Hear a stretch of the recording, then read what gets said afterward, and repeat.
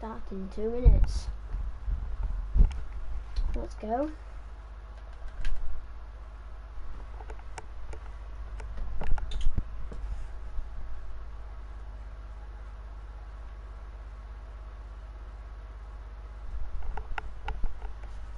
I don't know. Might be good. Might not be good.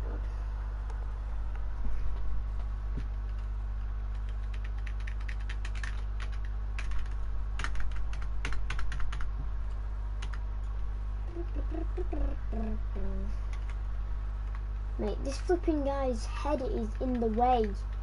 You can move as well.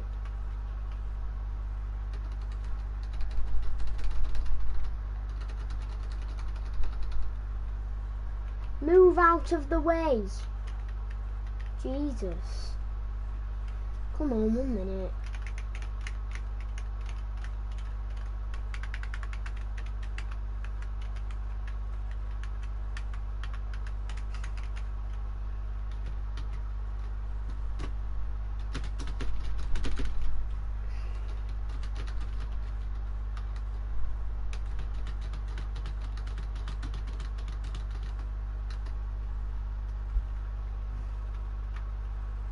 Are you kidding me?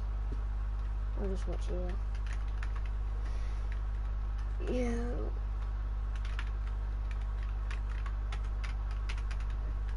Oh my god, that just got lighter.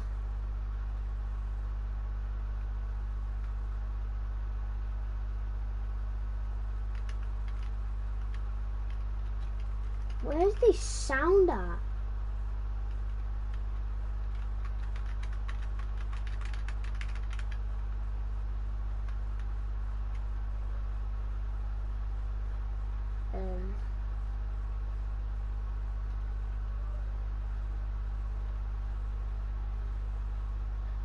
The badge is better than having some heart. Okay, look now, look how they running. They beating white people down just to show us what's coming, or to show us we nothing, or to show us we only welcome when singing or balling. You shut up and dribble. Word, high rock, love. Hey everybody, I'm Carrie Champion. Welcome to We the People. So today we are having a very candid conversation with athletes and artists who want to make sure that you use your voice to vote. Voting is your voice. So we have so many different issues that have happened in this country. It's really, truly unprecedented time. So I'm looking forward to these conversations. I think you'll be educated as well as entertained, but most importantly informed. We have morethanvote.org, whenweallvote.org, and fairfight.com. Those resources are imperative as we try to change our future.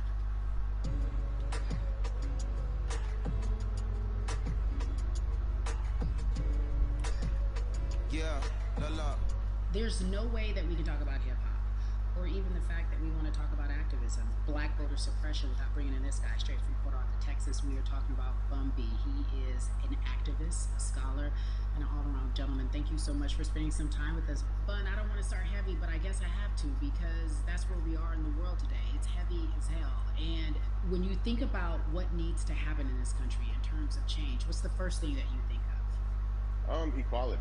That's pretty much the first thing that comes to mind, right? Black people need to be seen as equals in this world. You know, we had to fight just to be recognized as a full citizen in this country and not 3/5. The world is now seeing what we've known for so long in the culture and in the community. The one way that we can fight is obviously voting. Talk to me about what voting means to you. I hear people all the time talking about one vote doesn't matter and that voting doesn't make a difference. If that's true, why do they work so hard to suppress the black vote? Because they understand the power of the vote. And so it's time that black people collectively also understand the power of their vote. And not just on a national level, because a lot of times we only have this conversation every 4 years. People need to be very much involved in their local politics. They need to understand who their elected officials are, where they stand on issues that affect you. And you need to use your vote to either support the ones that care about you and your condition, or to elect people who do. A newer initiative that we're dealing with is educating felons, right? So in the state of Texas, if you're a felon, right, if you've been to jail or to prison, but you're no longer on probation or parole, you have the right to register to vote. Another thing that was just brought to my attention, there's an initiative called Orange, which is happening not just in Houston, but all over the country. If you're in jail currently during pretrial, but you have not been convicted, like you're still in jail waiting for your day in court, you are still eligible to vote. And you said something so key. They work so hard to hope that we stay uninformed, but more importantly, to suppress the black vote. If you could do one thing with this message that we're trying to send today about how important voting is, what type of images would you like our people to understand and see when they go to these polls and vote, or when they cast their ballots? I think the images that we've all seen, you know what I'm saying, for decades in this country, if not centuries in this country, we've seen black people oppressed, we've seen black people attacked. So every time you look back and you see those old black and white images of people of color being attacked by dogs and people of color being sprayed with hoses, that's what they were fighting for. Back then, they were just fighting for a chance to vote.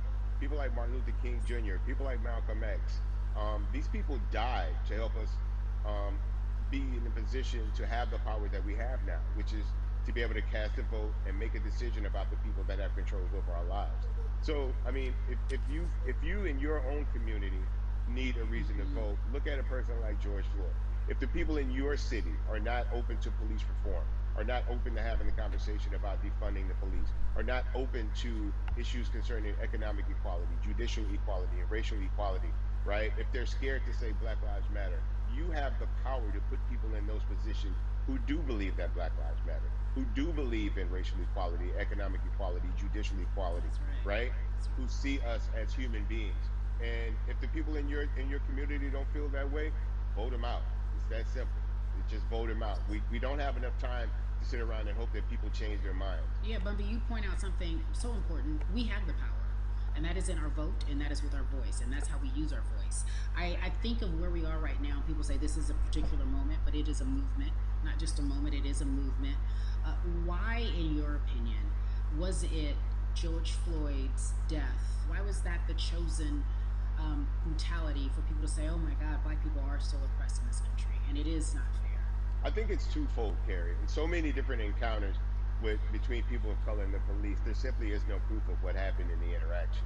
And so what happens is, in a court of law, it tends to lean towards the policeman's point of view, right? In this case, we saw very clearly what happened. I think the other thing is due to the fact that everyone was at home, basically, during this time period in relation to the coronavirus. You couldn't avoid it, right? It was on every television station. It was on every social media platform.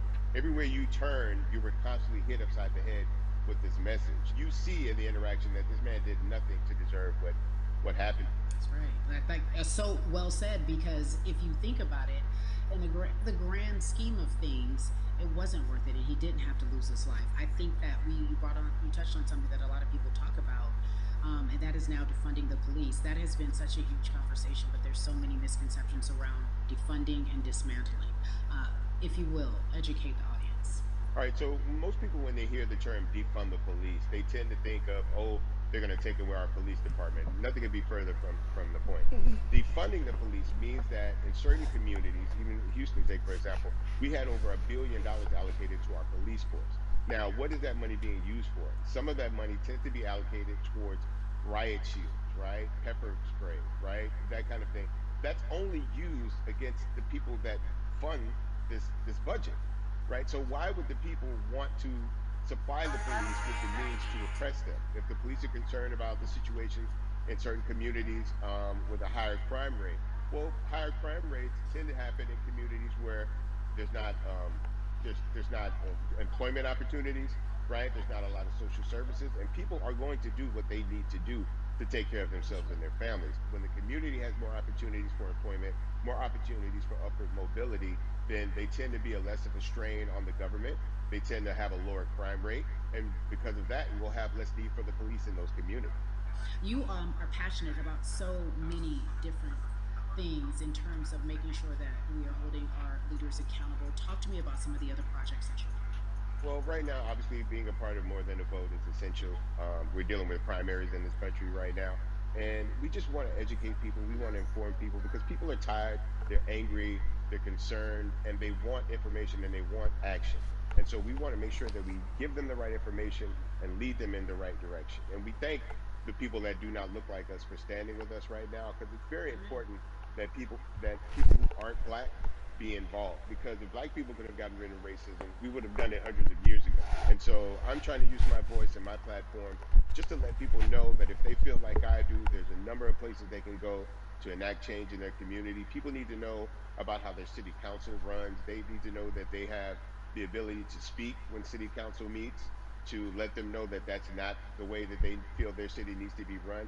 Those are not the places that they feel the money of their And but community needs to be allocated.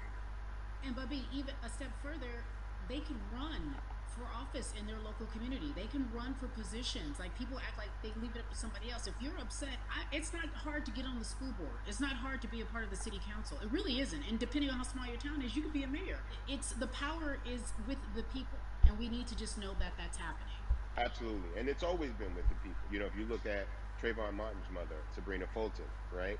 She felt that there was a system of racism and a system of oppression that led to her son's death.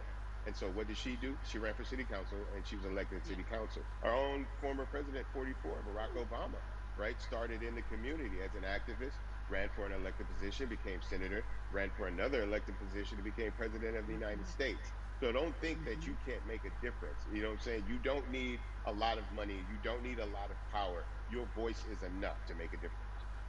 Amen. I feel like I need to go out and run for something. You gave me a rousing speech there, sir. I'd be remiss if I didn't ask you this. When I talk to my brothers, I have to ask you, as a black man, how are you doing? Are you okay? I'm good. I'm good. I have a very strong relationship with God, so prayer definitely works for me. I have children and grandchildren who are watching me, who are encouraged by what I do, and they're proud of me right now, and that's really what matters. The change starts at home, so as long as you have a support system that believes in what you're doing and supports you in what you're doing, you have everything you need to go out there and fight the good fight. And for those that don't, there's a community of people here to help you. So you can go to places like morethanavote.org. There are many different places that will encourage you, inform you, and they will put you with groups of people that feel like you, that are ready to take action. So no one has to go about this alone if they want to do it. Yeah, we're stronger together. People have been saying it, but that has much more meaning now that we are in our movement, not just this moment. Bumby, it has been an education, always a pleasure. Thank you so much. I appreciate you. Keep fighting the good fight. Keep up the good fight.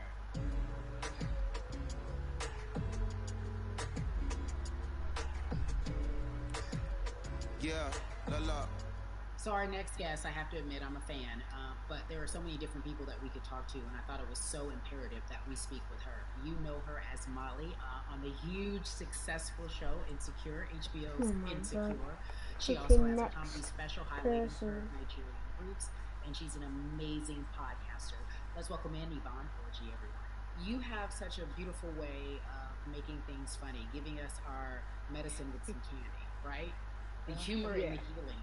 You bring all of that to your space. And right now, as you look across this country and how everyone is so broken and so upset, if it's not social injustice, it's the pandemic, it's depression, it's unemployment, the list goes on and on. How are you doing, quite frankly? I am I'm rediscovering self in a way that is hard but necessary, that will lead to ultimate joy. I know it sounds like a lot, but no, I think I personally think that God put all of us on a global timeout. Like we just, America hasn't done as good as other people when it comes to timeouts, because everyone else is out playing at recess, and we're still in the principal's office hoping and wishing we can come out. But I think that if we settle into the timeout and really learn the lesson that we're supposed to learn from this season, I think we'll emerge better. We'll learn how to play well with others in more ways than one. And so personally for me, I'm taking this time to learn me in a new way. I feel like I'm being ushered into a new season, and I'm getting still, because sometimes the busy uh, confounds the work that we're supposed to actually be doing. We're busy doing other stuff, but we got work that we need to do on the inside. And I'm leaning into it. I'm like, dang, I thought I was gonna be able to rest like everybody else. And this guy's like, nah, we got work to do. You know what? And I think that's what everybody is saying about 2020. It's demanding that we be better. And you said it's a global timeout. What do you mean by that? Yeah, it's like everyone sit down, be humble, to quote the great prophet Kendrick Lamar. But like, no, seriously, sit down and let's reevaluate some things. Let us unearth and shake up the things that we have been trying to hide within ourselves, within our nation. I think America is going through an unraveling right now, a much needed, a much necessary one, and I think all eyes on us, right? There is no, oh, I was on the subway for an hour, so I didn't miss that thing that happened. No, everybody was home. Everybody, was watching when George Floyd died, and everybody, no one could hide it. Everyone was watching when Amy Cooper called the cops. Like, this is a time where it's like, oh, we can't pretend it away. We can't excuse it away. No, no, no, no, no. It's a global timeout. Sit down, watch, and let's learn. And globally, it's like, hey, we were going business as usual, but it ain't usual no more. Like that's old. Anytime change occurs, it's very uncomfortable. And so right now we're sitting with we're getting we're getting comfortable with the uncomfortable. The minorities, we've been comfortable with being uncomfortable because that to me explains just the existence for whatever we want to do, how we break into our careers, how we live our lives, how we find ourselves one of the few or one of the first. And that's a lonely road. When you look at and when you talk about this global timeout, everybody had to pay attention to Amy Cooper, everyone had to pay attention to George Floyd. How is that helping us as a people, as a country during our global timeout? I think, well, one, we're not minorities, Carrie. You already know it. It's like these labels that they put on us. It's like the same way of saying like black on black violence. Also, there's no white on white violence. It's branding, Yeah, right? great. It's all Yeah, branding. you're right. You're And it's right. like white people kill white people every single day. So no, there is no black on black violence. And if you say black on black violence, well then let's brand white on white violence. Like I watch Mhm. Investigation Discovery. Ain't too many of us being featured. so, I just even like but to answer your question, what does that do? I think what everyone expected is what has happened in the past when the world was still open, right? In that, okay, you had everyone from Trayvon Martin to Castillo to Sandra Bland. You had all of these lives lost, and black people made some noise. We rioted, we got out in the streets, we started the Black Lives Matter movement, all of those things. And then white people kind of just like, oh, let's give them something. And then it's just like, is it over? It's like Oscars so black. Okay, okay, good. We gave some Oscars. Are we good now? Like, are we even? Hmm. And it's just Hmm. like, oh no, no, no, no, no. This is not about like a band-aid. It's like, yo, we might have to amputate the leg a little bit, but it's all right because we're gonna by amputating the leg, we're gonna save the body. Yeah. And so I think that's what's happening now. Like America is realizing, like, oh, black people aren't just making a little bit of noise. Like the protests are still out, the conversations are still being had, the change is still being demanded, and I think they're seeing, oh, this is not going no way, and no, it's not, because we need systematic change. What a beautiful way to explore what is happening and describe our country. We might have to amputate the leg, but that's to save the body. That's what's happening right now. That's beautiful, Yvonne. And to that end, I have to ask you this because the way that we do that, we use our voice. And our voice right now in this world, in this country, is our vote. And everyone talks about voting and how important it is, but I feel like more than ever we understand that it's not just about voting every 4 years for the man in office. It's about your local elections. It's about the mayor. It is about the district attorney, the people who have the power to bring charges against police if police brutality is an issue in your community. If you care about your school district, you can run for the school board. I ask this of you, right? Your parents are from Nigeria. You are Nigerian. You talk about that very lovingly. What does voting mean for you? I think voting is power. I remember, I became a naturalized citizen back in the '90s, when because I was still a minor. My mom naturalized, and so we were able to do it under her. And just even that power of like we are American citizens and all the access that we have by being citizens. One of those accesses and those access to power being voting. It's a big deal. It's a big deal because not only are we do we have the opportunity to be in this country, but now we can be of the country, we can be of the systems, we can be of the rules, we can be of what it actually affords.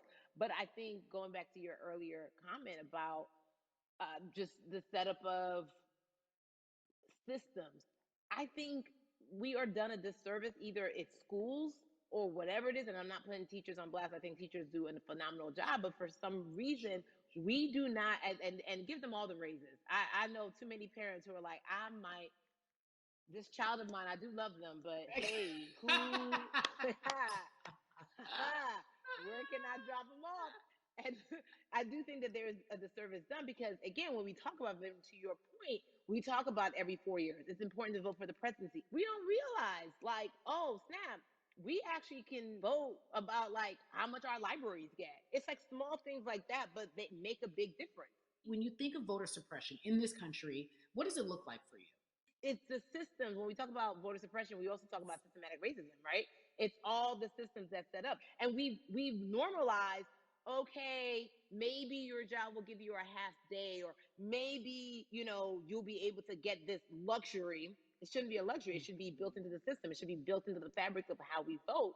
But maybe you'll be able to get this luxury in order to enable you to go vote. Think about everything disenfranchised, marginalized Black person has to endure in a day. So in a day, you need to get to work. If something happens to your car, if something happens to your child care, if something happens to, there's so many factors along the way that can send you into a tailspin as an American. And then you add on as a person of color. If you're just trying to get to vote and you already have to go through all of these hurdles and hoops in your everyday life, imagine the one day when your voice really is supposed to matter the most in this country. But then you also see all the times that you tried to have your voice matter, and then it's been shut down, repressed, told it doesn't matter. And then you're kind of like, what's the point? How do we keep hope though? If I'm watching this right now, I want to I how do we as a people stay hopeful? How do we believe in the promise that these quote unquote forefathers have given us? Because have you met Black people?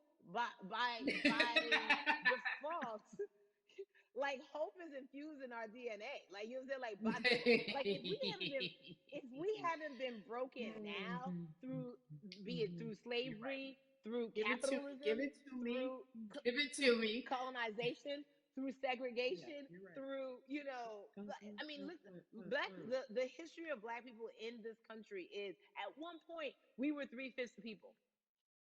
Mm-hmm. That's it. At one, That was a written law. And look at us now. We are whole. We are Black girl magic. We are Black boy joy.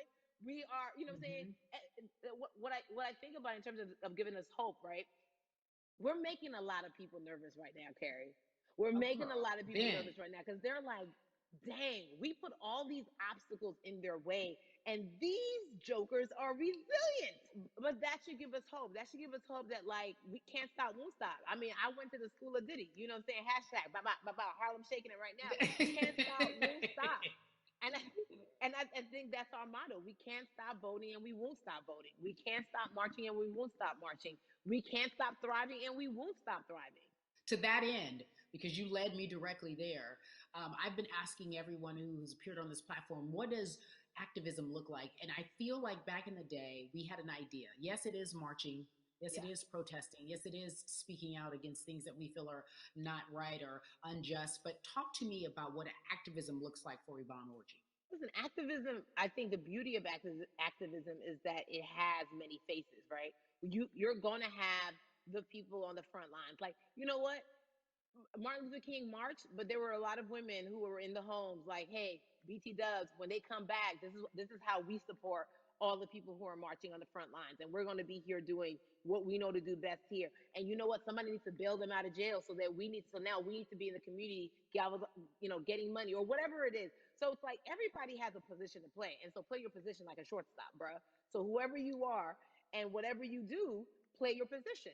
So activism could look like, you know what? I'm not the one that's built to be on the front line, but you know what? My pockets go deep, so I'm gonna support the people on the front line. I'm a comedian. Black joy is a form of activism. there's always a call for entertainers or celebrities that have the platform to do something. Why aren't you speaking out? I'm not a believer in thinking that it's mandatory. Like you said, everyone can be an activist and be activated in different ways. But talk to me about the connection. Talk to me about the marginalization in your world and how you feel like it even inspires you to say more and use your platform to do more. Beneath the surface of what we do, like Niecy Nash says, it's the the who, right? The who is the person who's going to be like, hey, let me call this out. Either blind racism in terms of overt racism, in terms of ways that we can be better, in terms of ways that we can actually be more uplifting to the community that you may not even realize that you're serving. Before I let you go, talk to me about the urgency, in your opinion, for people to vote, our people to get out and vote this coming election. Yeah, I mean, guys, guys, guys, if you think you're tired now, I'm telling you right now, we cannot take this sitting down. We can't take this jokingly. I understand that it may be hard to figure out who to vote for, but at the end of the day, we got to vote for our families. We got to vote for our legacies. We got to vote for continued progress. We have to vote for upward mobility. We have to vote for equality in a way that is long lasting. And if we succeeded before, we can do it again. You talk about the whole, this is the time. This is not the time to give up. This is not the time to pretend a way that we haven't made progress. We have. There's still much more to be done. And you know what? We might have to get to a point where we pass the baton to our children and our children's children, but we still have work to do now for that generation. Von Orgy, you are everything. You are Molly, but you are not Molly. But I love you so much as Molly on HBO's Insecure. You are an amazing podcaster, Jesus and Joloff.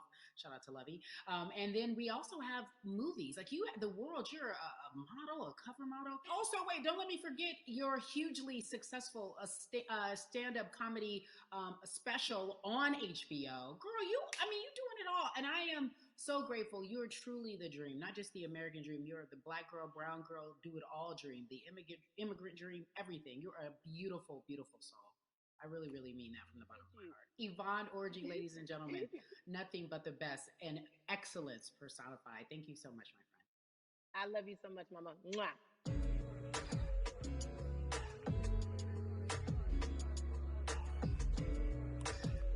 Yeah, la la. So, Atlanta has been one of the hotbeds in terms of political unrest and social injustice. We've seen so much happen in that city, and we've also seen so much come from that city, including one of our very own founding fathers of the civil rights movement, and that's Martin Luther King Jr. But right now, we want to welcome in someone who has used his platform to talk about voting, to talk about racial injustice, and how he's trying to help. Atlanta's very own Russ joins us now on We the People. Russ, I'm not going to fan out and tell you what some of my favorite songs were that I listened to repeat on yours. We're going to get to the topic at hand. So we got to talk about recently you did an interview where you shared your outlook on culture and music. And you also were very candid about the fact that you have a privilege and that it's necessary for you to give back. Tell everybody about what that means. As like it's very obvious, I'm white and I'm in black culture and I'm benefiting financially off of it. So I feel like if you're a white person financially benefiting off of black culture, you have to put finances back into black culture. It's just that simple. The screenshots with your feelings, it just comes off like fake empathy because it comes off very dismissive and very oh, that sucks for y'all. But anyway, back to what I was doing. Have you felt that way always, or is it now because of the time of where we are in this country? I've always had the feeling. I think now it's just obviously elevated. It's a new level, and there's new. It's to the point now where you can't. First of all, you can't not say anything. Second of all, though, I just think saying something isn't enough anymore. I think if you have the ability to put money back into a culture that you're financially benefiting from, you have the ability to. You should. it's interesting that you talk about it in that way because some people do believe that silence is the best way to go because it's hard to talk race, especially if you're white and you're in the black culture. People just feel as if they can't talk about it. They feel awkward. They feel as if they don't have the privilege or the voice or the words. How do you find yourself right now in terms of interacting with people when they want to talk to you about social injustice, police brutality, what's going on in this country right now? Well, first of all, picking and choosing whether you want to be silent or not about race, that's a privilege in and of itself. But no, I mean, I try to just do my best to listen to the black people around me and the educated black people I have in my life. So I do my best to not act like I have all the answers for everything, especially in a culture that I'm not from. But that's why when we decided to raise the money um, for Black Lives Matter organizations, when we raised 500,000, we got on the phone with some of the women who started Black Lives Matter. I got on the phone with Tamika Mallory. I was on the phone with Karen Civil and talking with my friends to make sure the money went to like the correct places, and people who really need it. It's just about listening. That's all. Let's It's about listening. let's talk about that for a moment because the way I think of activism for me, it looks very differently. It's not necessarily just protesting on the front lines. I think that's great. But what about being an activist in the way in which you have decided to be one? What inspired you? What did it look like? You said you raised money for Black Lives Matter. What did you do? Mm-hmm. Walk us through everything that you did and how you find yourself in this moment right now. So for me, it was 3 years ago. I had like a string of festivals, and I decided that I was going to wear T-shirts with a message on them because I figured, what better, what better time to use a platform than in front of a bunch of people. So one of the T-shirts I wore was, "If you want to change the system, speak up. White silence is pro-racism." The whole thing. And it didn't really it kind of got swept under the rug back then, but when all this stuff started happening again, and it's been happening, the police brutality against innocent black people, I was like, man, I'm not the biggest artist in the world, and I certainly don't have the most white fans in the world, but I got a good amount of people that I can definitely mobilize and turn into some money. And I know they're down for the cause because it's merch, it's a good thing. And I've always been outspoken anyway, And so, how am I going to be in black culture and not be outspoken about racism? And then I got to ask you this because you grew up in Atlanta, so that gives you a heads Mhm. up, depending for so many people, because you're in the crux of that beautiful black city where there are so many wonderful black leaders, home of so much great music and things that speak to our culture right now. And we are really, really getting our word out, especially with this platform today, and saying Mhm. that we must use our voice to vote. Talk to me about